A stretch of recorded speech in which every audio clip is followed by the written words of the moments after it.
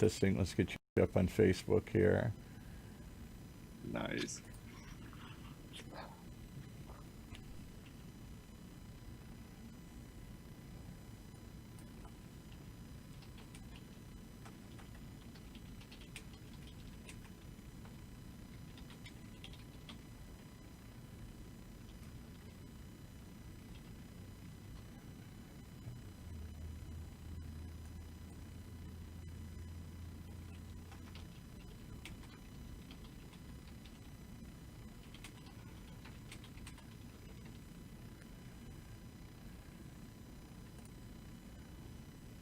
Okay.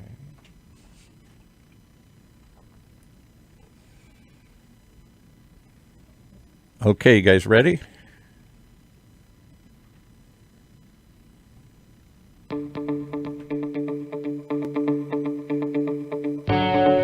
Hey, welcome back, everybody. It's time again for our weekly health talk with Dr. Trinh. The one show, maybe the only show, that tries to make sense out of all the noise floating around. The one show that believes information is the best medicine. With some very informed people here this morning, Dr. Trinh among them. How are you, sir? Very good. Another Thursday, huh? Another Thursday. You like that slogan? I came up with it. I thought information is the best medicine. Maybe that's what we're missing these days. We don't need just a cure. We need some common sense here. Yes, there's a lot of confusion going around as Yeah. well, I hear about. Nobody knows who to trust and who's telling the right information anymore. Exactly. We used to say you can have your own opinion, but you can't have your own facts, but that doesn't seem to be true anymore. Everybody's got their own fact. Well, the fact is, you're wrong. I got 20 facts to show that that's absolutely not the case here. Yeah. So, There is no umpire anymore. There is no neutral third party that decides the facts. yes, that's what makes it even more scary. So I have a good friend on today. That's what I hear. A longtime friend, Dr. Joanna Su. Is that correct? Yes. And she's Yes. coming to us Good from the morning. Bay Area. She's up there under the Bay Bridge right now. No? No, actually not. My backyard in Orange County. Okay. I That's an can't change the background. it's an impressive backyard. You got a bridge in your backyard here. Yeah. So what are we going to talk about today? What are we going to confuse people about today? I hear we're going to talk about the topic that is everybody's starting to worry about: COVID in kids. Yeah, so a little bit about Joanna. She's a mom, she's a physician, and she's also a pediatrician. Ah, Simply because there's so many questions about kids and should we worry about kids being infected or not, and what are some conditions that show up in kids, like inflammatory conditions, and just wanted to get her perspective as both a doctor and a mom. right. Well, let's lay out Wow, some facts here first, and let's see if we can come up with some general assumptions and see if they're true or not. The assumption is that I hear over and over again, and I'll have everybody weigh in on this, is that the coronavirus does not really affect kids much. It's mostly older people that get it, or mostly older people that really get sick if they get it. Is that true? Do kids not get it, and if they do, it's no big deal? It's the flu? Well, I think we have to come up first with. I don't think we know enough about COVID, in Amen to terms that. Yeah. of how it transmitted, how who it affects. But yes, majority does affect the older and the immunocompromised. Yes, majority of cases doesn't affect the kids as much, but when they do, they do have a severe condition that's called multi-system inflammatory syndrome, um, where in a sense the blood vessels all get inflamed and affected, and that All could the be. you're cutting up a little bit there. So all the blood vessels get inflamed. Is that what you're Yes, saying? I think what I'm gonna do is I'm go inside because we've gone outside. the blood vessel gets infected. So multiple systems in our organs can get affected in that sense, wherein it can get inflammation with the heart, the blood vessels, which affects everything in our organs. So in that case, the kids can get very sick. Yeah. Yeah. Wow. Have you Kids- seen? Go ahead. And they can have long-lasting effects. That's one of the things we want to get to today here, because I think that's one of the underreported points of this whole problem. It isn't just whether you get sick and survive. It's what happens later. Does it have any long-term effects? Does it do any damage to your system? But before we go there, let's just explore that. So I was pulling up some statistics here in preparation for this morning. As of July 6th, this is from the Orange County Register, reporting here that there are 1,028 new positive cases reported in Orange County as of this past 4th of July weekend. Is that, I'm trying to see what the total, so the cumulative case total has reached 17,882 since testing began in March, although we've had no new deaths reported, keeping the total number of Orange County residents who've died at 366. And of those, 191 were listed as people in skilled nursing facilities, and 2 were listed as homeless. So it doesn't sound like the majority of people who, so far we've had 17,000 cases and 366 deaths. Should we be concerned about that? Is that that doesn't sound like 366 out of 3 million. Pooh, I'm just going to go about my daily activities. What's the big deal? Well, does Dr. Trinh want to? He was nodding like he wanted to say something, but he was going to let you step in that one first here. I thought he was going to say something. That's why. I think the big deal is 1 out of 3 of our ICU beds is a COVID patient right now, and our hospitals are so saturated that that we're looking to transfer patients out of one hospital to another hospital, COVID patients specifically, because these COVID units are filled to the brim. So so let's explore that for a second here, and then we'll circle back to kids here. I had somebody else come to me a while ago, and they said, okay, you're listening to all this stuff. What's the real problem here? 300 people out of 3 million people died. I'll take my chances. That doesn't sound like such a bad deal. And I said, well, I think the bad deal is that if the hospital beds get filled up, the IC, yeah, you can survive if you get on a ventilator and all these other things here. The odds sound good. If you get to 17,000 people got it, I don't know what percentage of people had to go into the hospital, but of those, only 366 died. That's because we had the beds and the ventilators to handle them.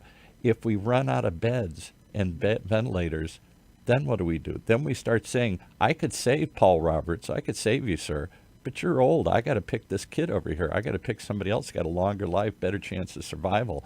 And we're going to start deciding who lives and dies. That seems brutal. That seems Middle Ages. That seems like a war zone, a medic at a triage. He lives and he dies because we don't have enough time or resources to take care of everybody. Is that the problem? The reason that death rates are low is because we have the technology to keep a person alive in the ICU for a very long time who otherwise would have died. So right. So the reason the death rate is low is because we have an ICU bed available, where we have a ventilator that breathes for your lungs. We have dopamine dobutamine drips, which are medications that keep artificially your blood pressure up. We have dialysis machine that replaces your kidneys. And so the reason you're alive is because we have these artificial methods to keep you artificially alive through technology. That's the only reason you're alive. And we've come up with some other, what's this, REM something that they use to shorten, lessen the... Remdesivir, yes. Remdesivir. And so So when people say the death rate is low, it's because we are keeping somebody who otherwise would have been dead alive. Right. And to do that, we need these ICU beds. So when we get overwhelmed with the number of cases, if 10% of we've got 3 million people in the county, so if 300,000 people have it, we're out of beds. Yeah. Whatever percentage of those people need a bed at some point because they get really sick. I don't know whatever it is. What percentage of people, if 1 million people got sick, how many people do you think would need urgent care, a bed? What's the percentage? Or 1,000 people? I don't know, just tell me the percentage right now. It's not really percentage based. It's based on your age. Okay. If you're older, the chances of being hospitalized is higher. Okay. And if you have multiple chronic medical conditions, the chances are higher. If you're at risk with obesity, hypertension, diabetes, immune deficiency, that All those go up. But in general, let's say I'm over 60, what percentage of people over 60 end up being in a hospital bed?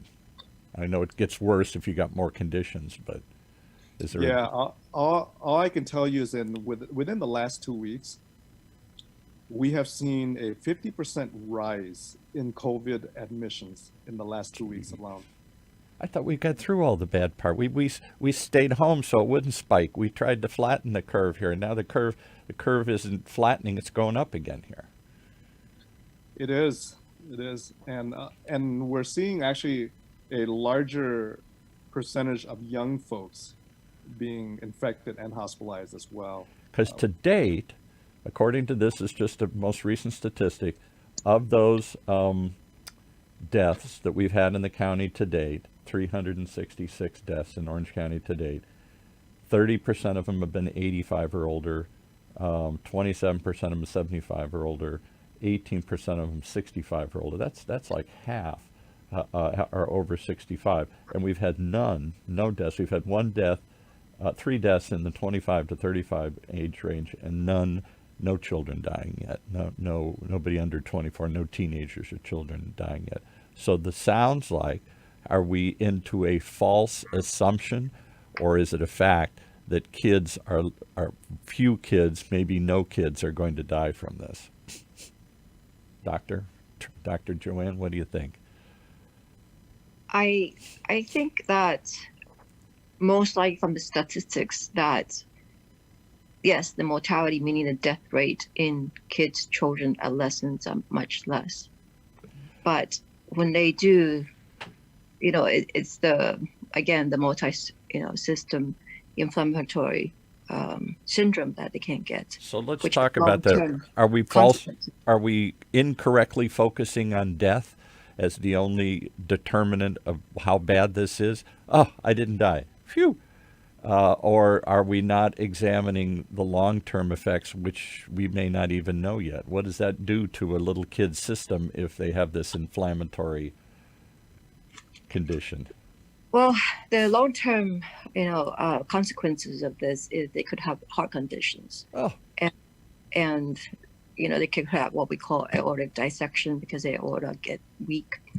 They could have, cardiac infarction, meaning heart attacks. So even though the cases are low, but there's possibility. And I think that's why, the fear is there. But whether the percentage is high or not, I don't think there is enough statistics there to say that, there's a specific percentage, meaning that COVID, again, we don't know much about it. And I think that's why it's so concerning. As Dr. Trinh had pointed out, we're seeing more and more younger patients. And again, it's not, like you said, the death rate, but the long-term consequences. Even the people who are young, who survives this, they have long-term, lung condition, pulmonary conditions, where if they get intubated, they might take months or even possibly not even get their lung condition back to how they used to be. So why are we not talking about that part of it much? I hear everybody's just counting how many got it, how many went needed a hospital bed, and how many died. So some people focus on, well, not many died, so what's the big deal? Let's just go back and live with it. Others are saying Yeah, it's only because we got enough beds to take care of these sick people, and if we get too many people sick, people will start dying who didn't have to die.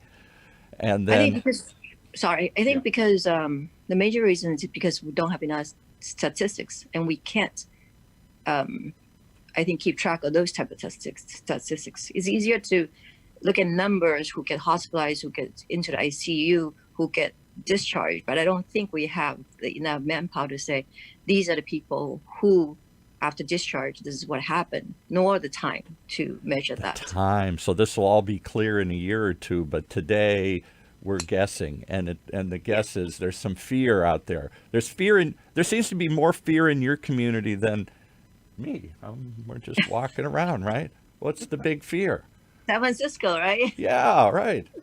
Why are you guys so afraid? You're afraid. I know you're afraid because you're looking at the science and you're looking at the numbers and you're looking at the possibilities here. Um, why aren't we? Let's ask your audience out there today. How many of you are afraid? Why aren't we generally afraid? We seem here in California, after a severe clampdown, one of the stronger clampdowns in the country, they took the foot off the brake, and everybody just went crazy, went back to what they were doing. And we are now among the top states again. You know, many of them are southern states that didn't do anything and said, the heck with it. We're not going to, freedom comes first and business comes first. California is the exception to that. We clamped down hard. And when we let off, it seems like the libertarian, do what you want to do, free thinking Californians went right back to saying, fine, it's done. Or we're all a bunch of little kids, fine, it's over, and I can go play again. Why That's aren't we the scared? problem. We have we have some questions on Facebook here. Okay. So Vicky says, Dr. Su, how do you feel about schools opening? Yeah, that's the whole point of today's show. Yeah. I mean, I have two children. One is 10 and one is 13. So of course, being a physician, being a mom, I'm afraid too. But I think I do believe schools should open, but with caution. Partially because, schools do serve its purposes in terms of, safeguarding our kids' safety and also provide food for the kids, and also psychologically it's important for them. But the thing is, it's doing it right. I don't think there's any answer in terms of what's right, what's wrong, but what's the best for the family? Because they say, I think throughout all this, I've learned, don't necessarily listen to what your government said, because your government might say it too late or too early. But I think what's best for your own family, because if they say you have the means to be able to keep the kids at home, maybe you want to do that and do distant learning. But if you don't have the means, maybe you want to send the kids back. But I think what's more important is definitely the school. I mean, the schools, some schools allow distance learning and well, distant learning or in person. Some allow distant learning or hybrid. To me, I think the hybrid is the best solution, because it allows the kids who are there to not to be there whole day. Because if you do hybrid, maybe they are there half the day, certain days of the week. And I hope that the emphasis is definitely on face covering. If you say, it's not mandatory, you don't have to. Some kids who are more at risk in terms of their, family situation, they have seniors at home, it will be difficult for them. But I understand definitely for the little ones and kids who have, behavior issues, it'll be definitely difficult to have them have face covering. So it's very difficult for the schools to decide what to do. But I think, overall hybrid would be the best. I mean, I don't think they should make it so definitive. Either you go every single day or you don't go.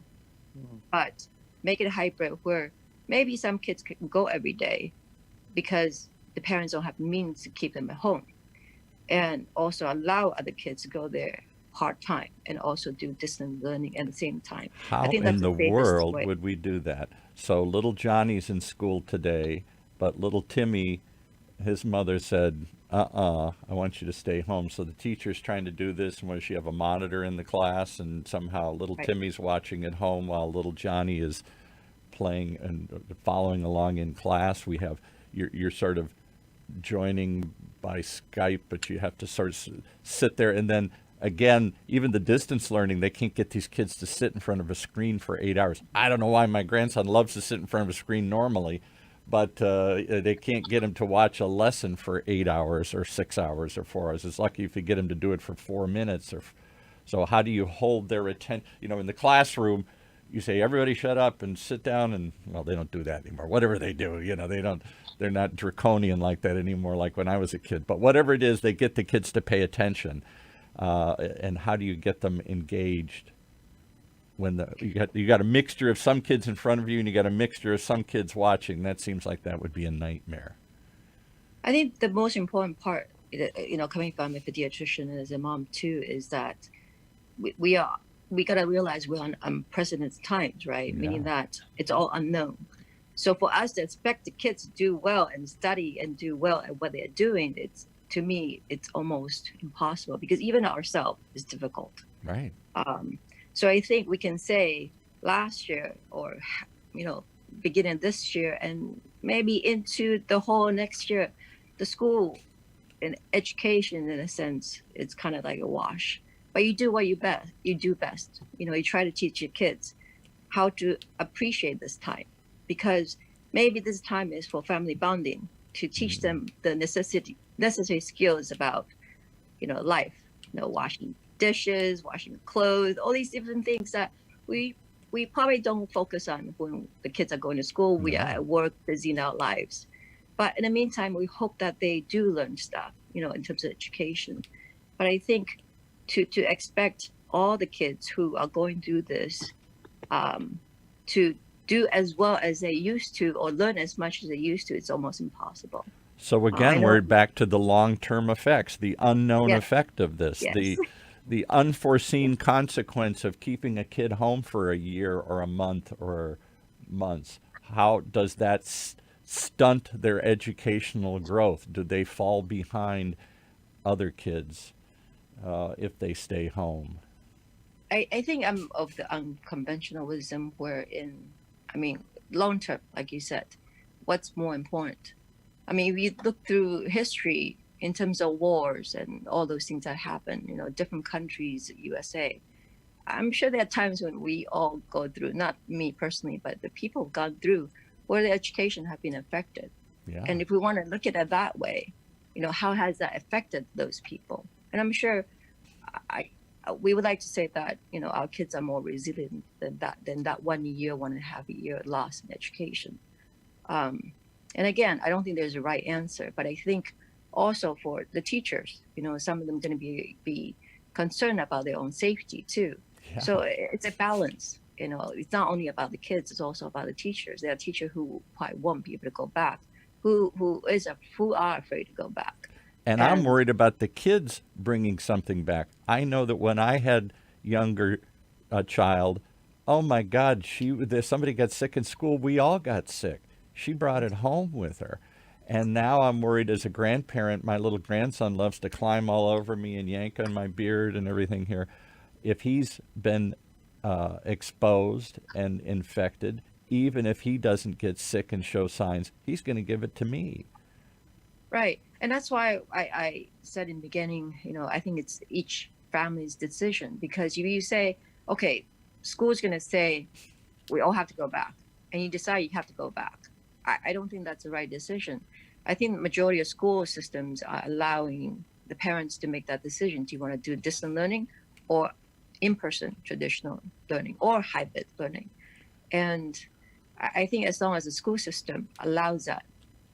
As long as the school system allows that, that's going to be an interesting call here. And who makes that call? Is it school system by school system? Is it city by city, county by county, or across the country? Schools aren't run nationally. Schools are run locally. And yet there's a lot of pressure nationally from the president on down to reopen these schools. Secretary of Education was saying, we're going to maybe even threaten funds or do other things if you don't open your schools. Our policy is open the schools. I just read this morning, the city of San Bernardino is Right. doing 100% online Coming this fall. coming up in the fall. And it's interesting because that's so different than Irvine. That gives you several different options. So it seems like every city's kind of creating their own. Yeah, I their think own they are. rules. And I think that's part of the frustration we're all feeling. On the one hand, we don't want somebody to just tell us all what to do. We want to have, as Dr. Joanna is saying very strongly, I want the ability to make what's the decision, what I feel is right for my kids. But at the same time, we got to come up with some standards of how we're going to do this. Otherwise, it's chaos. Well, the AAP has a guideline for the school boards to follow, and I think if you look Who's at the AP? the American Academy of Pediatrics. Okay, all right. We always have to explain terms here. You guys know what they are. I don't know what the AP is. All right. So say that again. There's an Academy of Pediatrics. American Academy of Pediatrics. They do have a guideline for the school boards to follow. Okay, didn't know that. All right. So what is this guideline? Give me. And can you summarize it, or give me a sense of it? It's very, very long, but in general, it's talk about safety, and it depends on whether the schools are able to provide that safety or not. What if a kid turns up infected?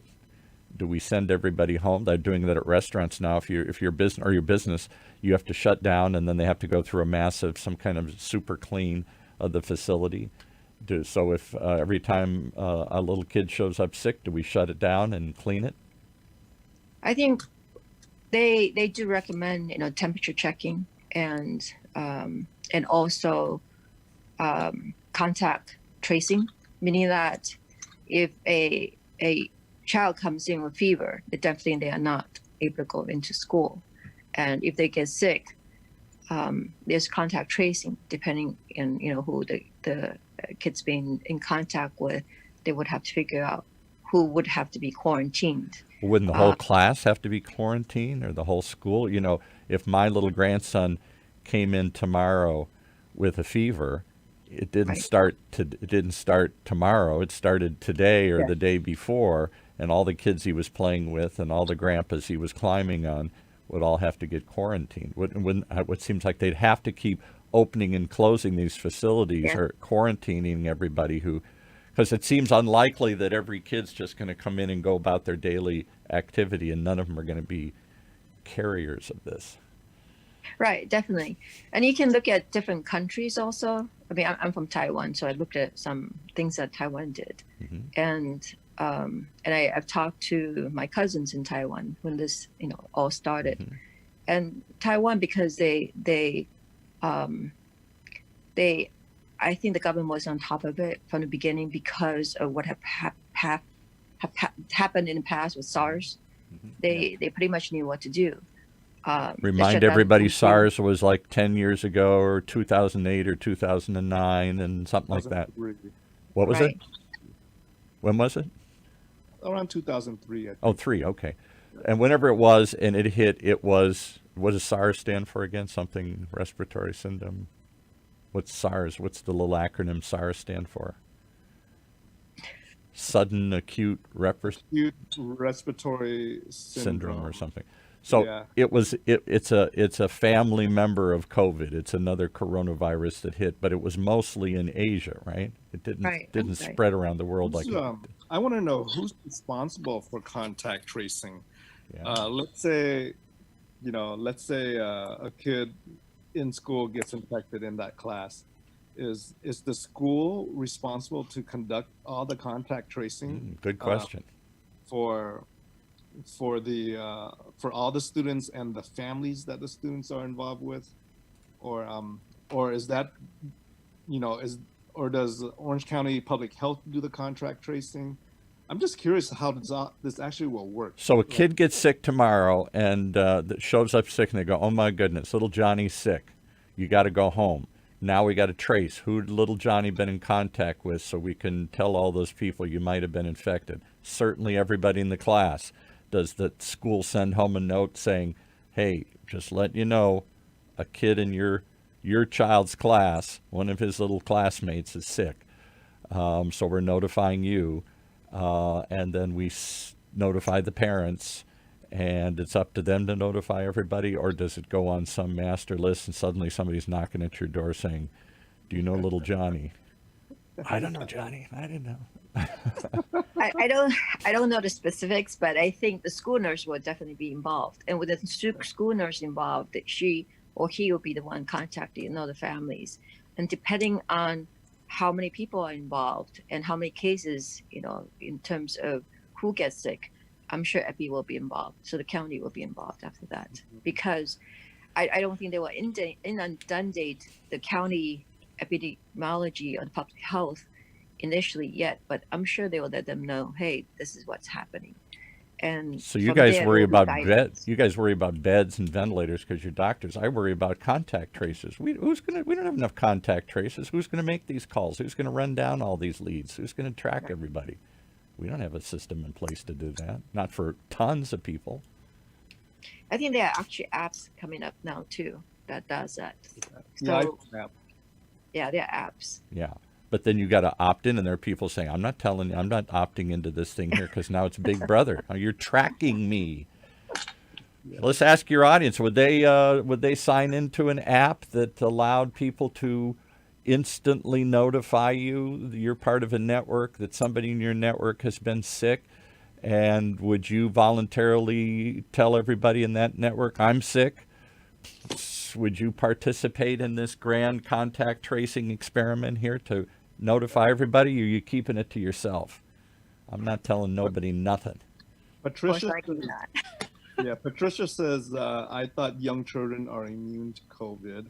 We have to worry about the teachers. Are young children immune to COVID or not really? Or we just don't know? I don't think we know enough, but you can say majority of cases, they will be okay. But we don't know who will get sick. And it's those that get sick that we worry about. And again, that's why I said in the beginning, it's not only about the kids, also about the staff. Because if you have, staff that are older, who are immune compressed, compromised, and they have seniors at home, it'll be very difficult for them too. So I think, again, going back to the school system, they would probably have those teachers that up to stay at home, probably do the distance teaching. And that's why a hybrid system is important. So we're still floating around. You guys are doing a great job telling us we don't know. And from your standpoint, yes. That sounds frightening to you. And we go, and look, see many kids getting sick. Go ahead, Johnny, go to school. One of your people says this morning, Dan says, who's going to make this call? Is it the school board? Is it the school board with the parents screaming yes or no? Is it the parents who are just going to hold kids home and say, sorry, I'm homeschooling little Johnny this year because I just don't trust? It seems like it's going to be a combination of all these things. Will the states get involved? Will the feds get involved? We got a lot of people with a lot of opinions here and a lot of different agendas. And a lot of different reasons to send kids to school. It's not just because we don't want to waste a year of education and have them fall behind. It's because kids, we rely upon the schools for so much more. How many kids get their only meal in the day, a good, healthy meal at a school, I'm sorry to say? How many people can't have two jobs and can't stay home forever to watch little Johnny here, or can't afford daycare? So there are babysitters, there are food providers, they need socialization, they need education. Oh my God, there's just a massive movement to get these kids back to school. So who's going to do this? And that's why it should be, in my mind, done locally, because each area have their own risks, meaning that you might have a state or a city who have no cases at all. I don't think it's fair to say you have to shut down.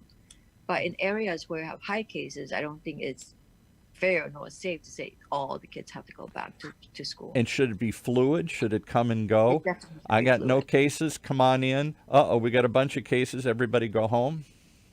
I think it should be fluid, because if you start a school and go back to school, But if the cases start going up, you definitely have to be able to shut that down. So there should be a level of severity where you can say, just like the fire system, right? Level 1, 2, and 3. Right. When it's level 1, this is what you can do. When it's level 2, this is what you can do. When it's level 3, this is what you must do. But isn't that what we tried to do on a national level, on a state level, on a local level? We tried to set some standards, and look at what's happened even here in Orange County. Open, we close. Well, yes, no. Wear a mask, don't wear a mask. Maybe wear a mask. We're so susceptible to every loud voice, to every angry protest, pro or con, that we seem to have these starts and stops, these yes and no, go and stop. We're getting conflicting signals all the time here. And you made a good point. The best point, the most important point, I think, is masking up. I think masking up will definitely decrease the numbers and the risk of getting COVID, because how is it transmitted? It's droplet or via the air.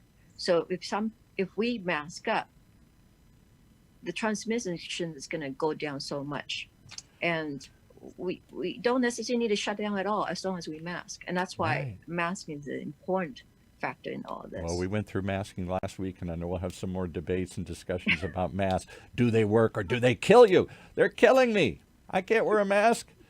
I can't breathe. And I think what it is, it's about habits, right? Right. We are so used to our freedom, not having anything in our face. And when I see people, one part of it is our smile, right? We want to be able to see how the other person is perceiving us. And if the person is smiling, we want to smile. Or we just want to give them a smile when we see each other, right? Right. And Look with at that Dr. mask, Trinh, I'm smiling already. I saw that. And with that mask, we can't even tell. And I think that's the disconnect, meaning where I want to do a show. Dr. Trin's been dragging his feet on this one, but I want to do a show about the fun of masks. Let's make masks fun again. I don't want to force people to want a mask. I want everybody to say, where do I get a mask? Oh my God, I want to join in. It's Halloween. I get to put funny faces on. I get to put scary faces on. And they have masks now that are clear plastic, so you can see, lip readers can read them and stuff here. All sorts of crazy things. But let's go back to some of these questions here. So what I'm hearing from you guys is not sure, doesn't look like kids get sick, or if they get sick, it doesn't look like it's deadly because we haven't had any child deaths, but we're not sure if the kids are then typhoid Mary and passing it on to others. They may not get sick, they may not die, but they make the teachers sick, the parents sick, other people with compromise. So can they be are they, as your guest, as your audience member said, are they really just somehow magically immune to this, or they're just not susceptible to getting sick? Have they got a resistance and an immunity? Yeah. I think we don't know, but I think it might be that their airway lining is different, definitely from adults. And that's where the receptors, affect all of us. Maybe they don't have that maturity in terms of that development yet. And maybe that's the reason. But in reality, again, we don't know. But the other thing we don't know, and that we're rolling the dice on, I heard you also say, and I want to scare everybody again, is we don't know what the long-term effects are. Just because little Johnny didn't get sick or didn't get very sick, if he did get it, doesn't mean it didn't do some damage to his little forming body here. Right. And I think because we don't know, that's why we should mask up. Yeah. So why can't we just would you tell your kids, we tell kids what to do. Kids don't get a free choice in everything in life here. We tell them to line up. We tell them to be quiet. Why can't we tell them we don't hit each other? Why can't we just tell them to wear a mask? Wouldn't they, 99% of them comply? I suppose it's the one that doesn't and says, no. I doubt it. I don't think any of the kids want to mask up, nor the adolescents. So if you made little it Johnny fun, in kindergarten isn't going to wear a mask. He's going to be like, but if it was if it was a monster face or something here, if it was a superhero face, wouldn't he be want to run? They do it Halloween. Everybody voluntarily wears a mask. Can't wait to put one on, and yet we can't imagine wearing one any other time. I don't get it. On Halloween, you can't stop people from dressing up and putting masks on. And besides, they can put a face shield. Yeah. Not necessarily a face Ooh. face mask. There you go. So we can still see each other's little plastic shield. And so can't they have it make it look like a helmet, a Star Wars Star Trooper helmet or something here that every kid wants to put on? Face shields for kids. That's a good point. It's just has to go like this, and Yeah, so it's a little cap or a little helmet you Yeah. wear, and you feel like you're a Starship Trooper, and you give them little swords to run around with, and I And gotta, I've seen it. I've seen them. yeah. So I gotta believe. I'd love to talk about ideas like that, how we could turn this from a negative into a positive. How do you trick people into wanting to do it? If it's cool to wear a mask, we'd all run around and do it. Why we're forcing people to when you tell me to do something, I won't do it. But when everybody else is doing it, then I want to participate. Yes, I think it's a habit. It's about habits. It's a hard habit to develop, right? But I think we need to do that this year, this coming whole year. And it's difficult, meaning that for me to go to work, I gotta think about, do I have my face mask? Do I have enough face mask so that I can use at work, bring to work? So it's a whole new routine that we all have to get used I would to. think women would embrace it. I don't have to put makeup on today. I don't have to put lipstick on today. I'm just going to cover it up. It's going to A be face wonderful. shield too. Yeah, face shield. It's going to be great. The face shield have like a little tint to it or something Wonder here. Woman. Wonder Woman. Yeah, exactly.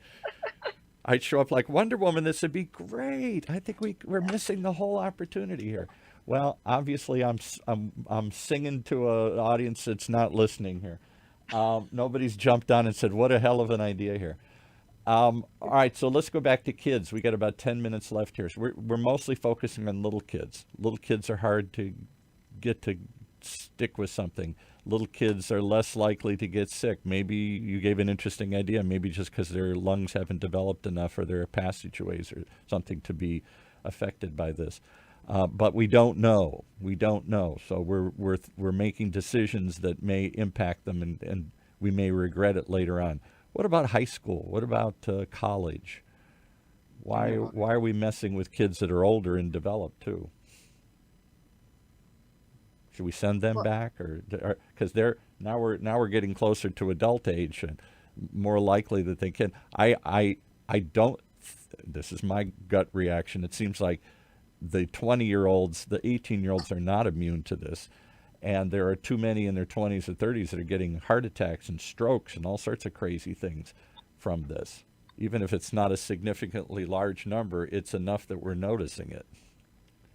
Is that true? Or are teenagers and 20-year-olds immune as well, or resistant, or are they starting to have problems as well, particularly as they go about their daily life and say the heck with it and go back to the party and whatnot? I don't think the same immunity holds true for a 6-year-old and a 16-year-old, but is that true?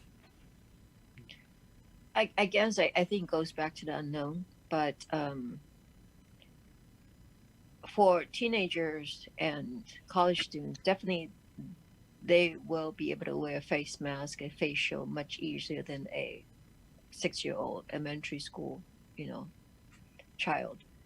They should, but will they? Yeah, Right. they've heard at I mean, home their parents preaching, "I'm not wearing a stinking mask. This is all overblown. This is the man. This is the government trying to tell me what to do." And they're going to go back and say, "My dad, my mom says this."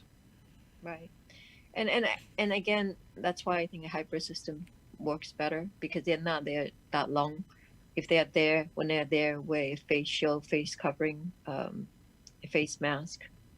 At least, in school, they'll comply more than at home, versus, in terms of listening to teacher, a principal versus parents. And again, it goes back again to the unknown, because in reality, do we really know? Do we have the statistics? As the numbers go up, as Dr. Trinh talks about, more and more younger people are getting affected. They get pneumonia, they do get sick. They are most likely to survive, in higher percentages than the seniors and the people who are immunocompromised. But in terms of long-term effect, that's something different. Yeah. Dr. What Trin's is- been surprisingly quiet during this. Go, he's going to ask a question right. out here. What about like a morning session for one group of students and an afternoon session for another group of students? I'm trying. I think the hard part about that is the parents. If you have a parent or a family with, kids at different ages, you can't do that. And that's why, in my mind, if let's say a family has two kids and both kids are in elementary school, one in first grade, one in fifth grade, and it's a hybrid system where you only go certain times of the day or certain days of the week, maybe allow them to go every single day the whole time. Where in the other families where they have the option or the means to be able to keep the kids at home part of the time, they can go different days and keep them at home different days. That's a hybrid system, but allow that flexibility. But of course, then again, it goes back to school. Do they have the resources to be able to do that? I'm going to argue the other way. I'm going to go with Vicky here, who says, hey, it's mandatory. If you come on campus, you got to have a mask. You don't want to do it, stay home. Is it mandatory? Like if you go back to school, it's not mandatory? No, it's recommended right now. It's not mandatory. I'm all for big brother draconian measures. I'm the evil person who's going to say everybody, because if I'm thinking of, I'll give you my argument. I'm a businessman, right? If you want to come into my business, you got to wear a mask, like a restaurant, like a Target or whatever. If I make it optional, I'm making myself liable. Everybody who gets sick, every employee that comes in is going to blame me. You didn't protect me. I'm going to just say, you want to come, it's your, I'm, like no shoes, no service, no mask. I'm going to add one more thing in there. Yeah, you want to walk in barefoot and you want to walk in a certain way. Not here. Please stay away. I just don't see how making mask non-mandatory or optional going to work, because obviously there's going to be half the class isn't going to want to wear a mask, and I don't see how that's going to work, because the other question though is, how do you make a 6-year-old wear a mask, right? Right. Or do you make them wear a mask at all, or should you make them wear a mask? Are they contagious or not? Right. Is the You question. hit the three things: should we, could we, and will we? And so, And I think majority, just because of that, majority of school systems and also the AAP, the American Academy of Pediatrics, also recommend that in terms of elementary school kids, we don't make it mandatory, because they're not going to be able to keep that face shield, face mask on their face. They're going to be touching it all the time, taking it on and off. It doesn't help. But definitely on the older, it should be, in my mind, mandatory. But right now, it's not mandatory. It's recommended. So you both are saying at some point, little kids are going to be too tough. I'm arguing, let's make it fun, and they'll all want to put a mask on. But maybe I'm crazy. But because they're less likely to get sick, and it's harder to get them to do something, give in and don't make them wear a mask. But at some point, what? 6-year-old, 8-year-old, 10-year-old, high school? Where do we draw the line? junior high? I don't know. Yeah, I think it'll be junior high, and I'm glad. I hate to say this, but I'm glad that both my kids are considered middle school now. Yeah, Middle school. I'm glad because my even though daughter's one's- grown up. Yeah, right. But I'm looking at a grandson. So what do y'all think out even there? Everybody's got to answer this question that's watching. Where do we draw the line? When is it mandatory? Should it ever be mandatory at school? And if it is, at what age? Mandatory, yes, and at what age? What do you guys think on Facebook? Should we make it mandatory And that at if what you go age? to school that you have to wear a mask, or should we make it voluntary? And if you make it mandatory, when does that mandatory start?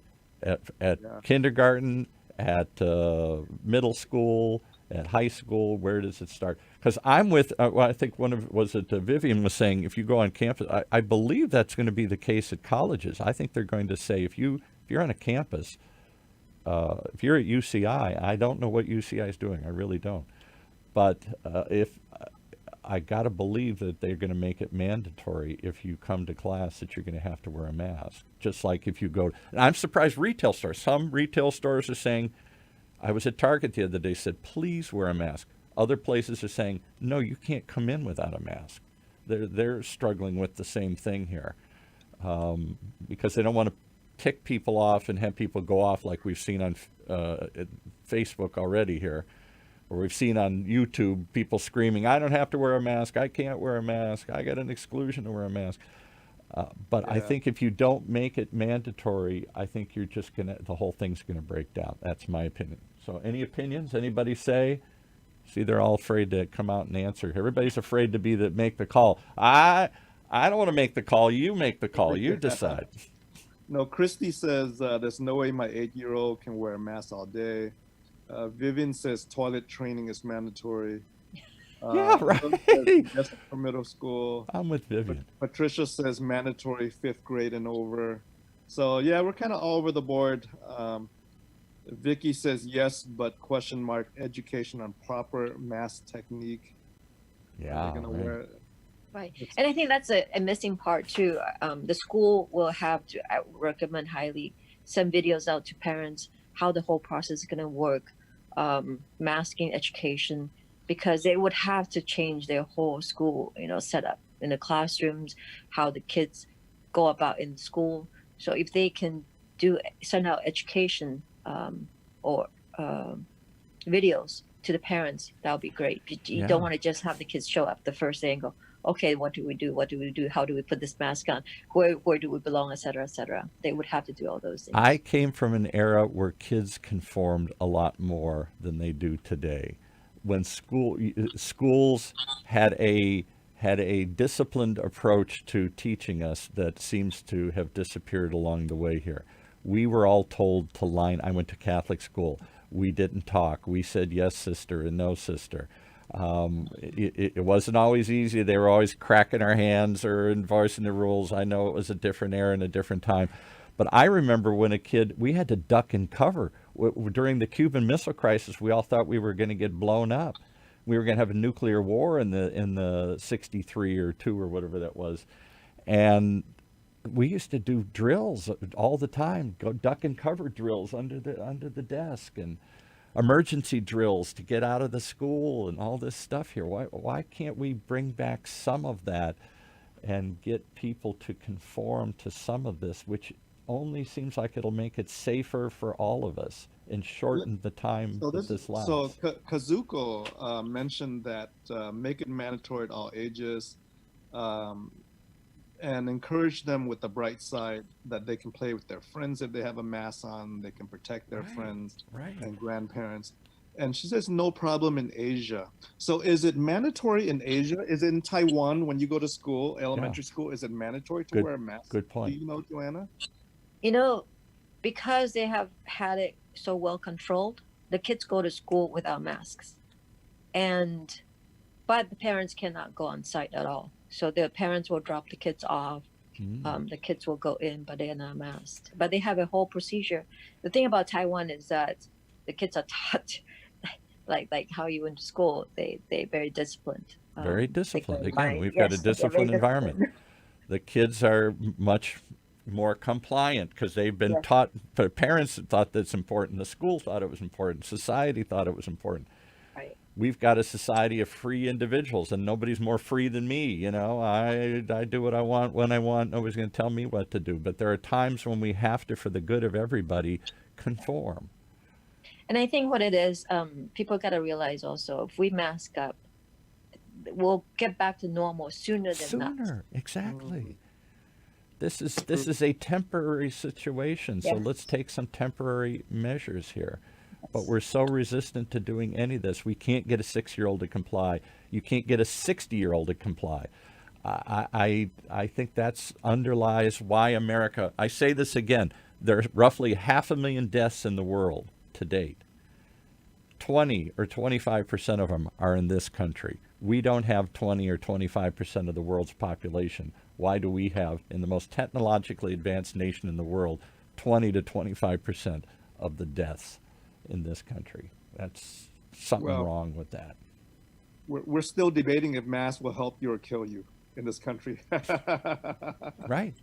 We can't even decide if a mask is a good thing. And it seems like a minimum, at a minimum, get them to wear a mask, and then we can run and connect with each other. And I was going to bring up a chart, but it showed there's I think it was PBS put this out, and they actually show somebody in a mask, and then they show the droplets being caught versus somebody without a mask, and the droplets spreading all over the place here. Some sort of really super fast camera that shows all this.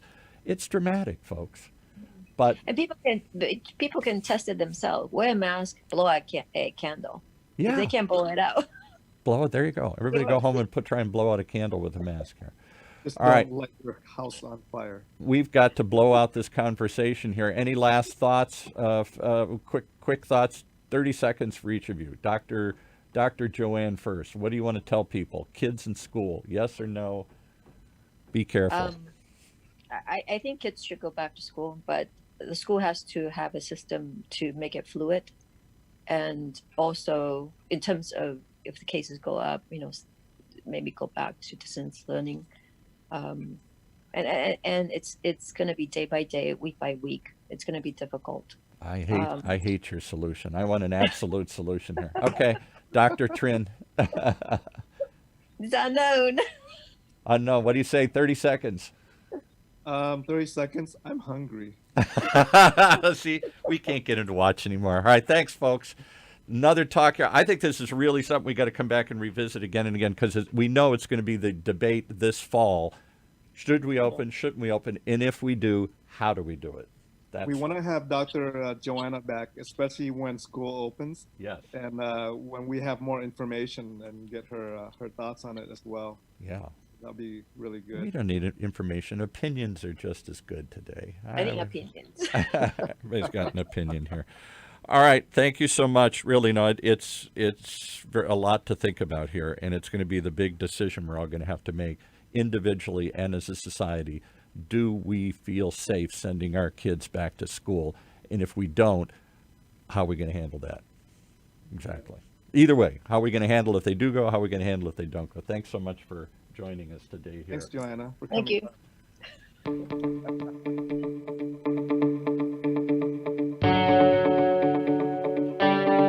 You've been listening to another example of why you should tune in each and every Thursday here on Health Talks with Dr. Trinh, right here in Orange County's only community radio station, octalkradio.net.